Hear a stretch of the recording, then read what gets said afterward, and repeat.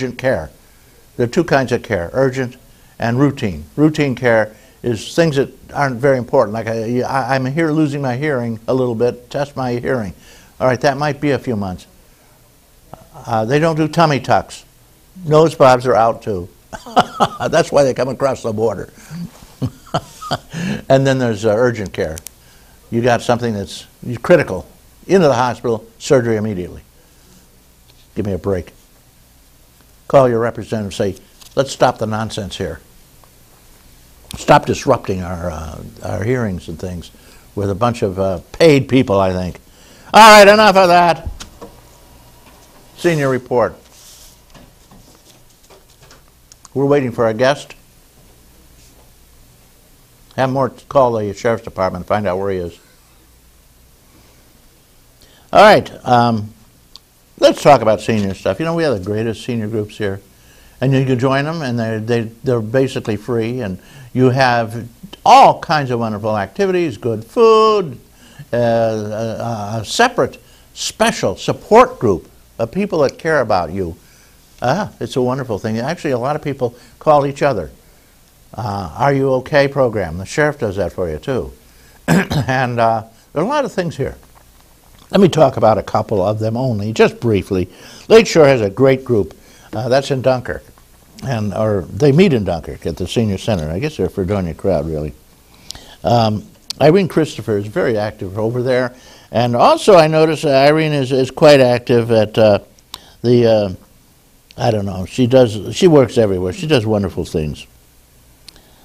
Chevalier's was at the Sheridan Happy Seniors. Yeah, they had a huge barbecue. And you know where they went? The Mort Winery. Where else? Everybody's going to the casinos. Don't gamble. Use their specials and walk away. Do not gamble. Just get your money and go on the way. Silver Creek, they're still meeting there, doing fine. They donated, though, a chunk of dough to the, I noticed, toward the flood relief fund for the First United Church. They're collecting dough to help people out. God bless those seniors over there. AARP is, they had a big picnic. They have a big picnic at Point Gratiot every year. That's in Dunkirk. A beautiful, beautiful beach and place. And they're going to have a next business meeting. You want to meet them and join around Kosciuszko Club, September 21st at noon. The AARP group is, it's a national group. I'm sure there's nobody here who doesn't know them. 50 years you can join the AARP. That's when you hit your senior years, you know. Yeah. Okay.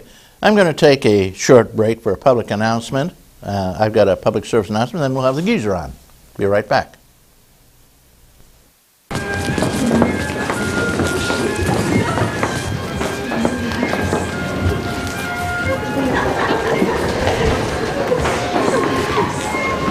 Someday, I'll be a ballerina, just like them.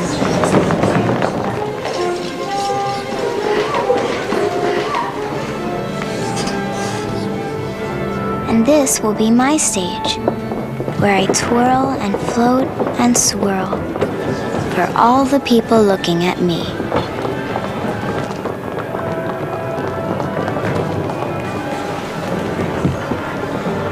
Someday, this won't just be my wish. Someday, I won't be sick.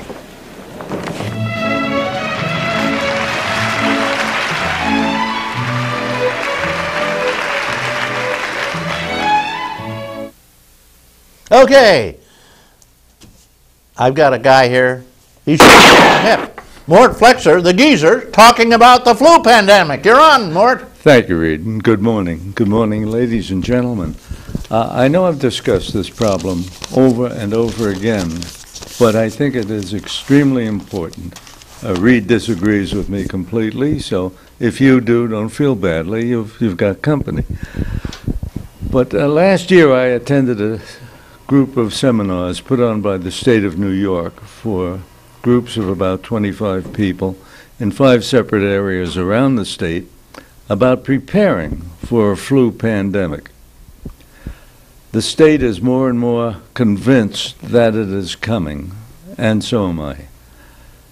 So it is, believe me, extremely important that we do something about it.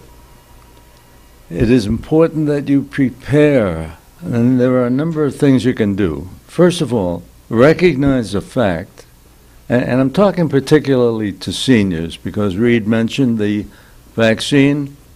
They will have a vaccine sometime in late September or in October that is specific to the, I forget the designation for this version of the swine flu vaccine, but they will have an epidemic. They will have they will have a vaccine. H1N1 is the Yes. type of. Thank you, Reed. But, oh, for heaven's sake, I've lost my train of thought, and I don't know how the heck you can lose a train of thought on a You didn't really one-track have a mind. thought. I beg your pardon? You didn't really have a thought. You were just rambling. Yeah, I know. All right. But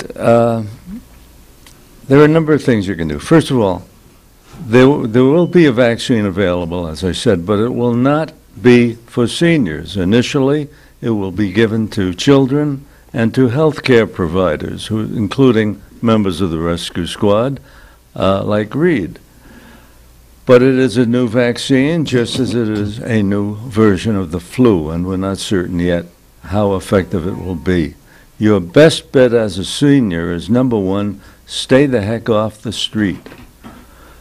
Stock up on, first thing I think that's most important, is whatever medications you're taking regularly. Talk to your doctor, get an extra month's supply, and keep it available.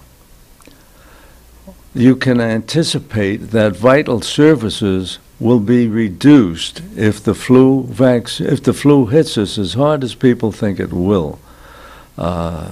Your security forces, like the rescue squad, like the police department, ambulances, will be reduced in numbers. Stay away from hospitals. They don't want you there. They don't need you there. You won't get the kind of help you're looking for. Stock up on food, stock up on water, because among vital supplies, of course, is your water. And the people are not going to be there who work on it normally. Stock up on medications that you take. Stock up on things like aspirin, like bandages. Get ready for the worst, because it is coming. Now, if Reed is right, and if I am wrong, the worst thing that has happened is you're going to have a year's supply of medications and other things around the house that you don't normally need, but you will use them. It's not money wasted. So get ready. Read up on the subject. Prepare to stay at home and take care of yourself and your immediate family. Reed, thank you. Thank you, Mort.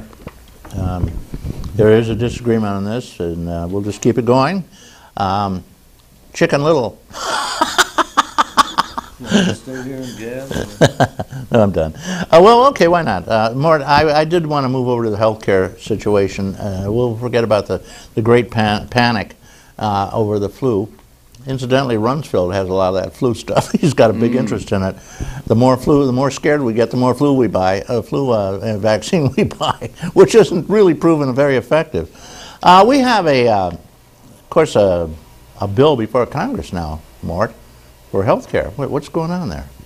Reed, there seems to be not sufficient number of people available. I didn't hear that. Beg your pardon? I'm talking to Chris. Okay. There seem to be a insufficient number of people to pass a bill to support, the needs of the system. Our health care, is a multifaceted problem, Reed. Lately, there's been a lot of talk about the cost. Congress has also, at least a large number of members of Congress are not convinced that there is a problem. But there has also always been a problem in the healthcare system in this country for as long as I can remember, and I started working in it in about 1960. And there were problems then. We didn't think we had enough hospital beds. I don't know who got that across.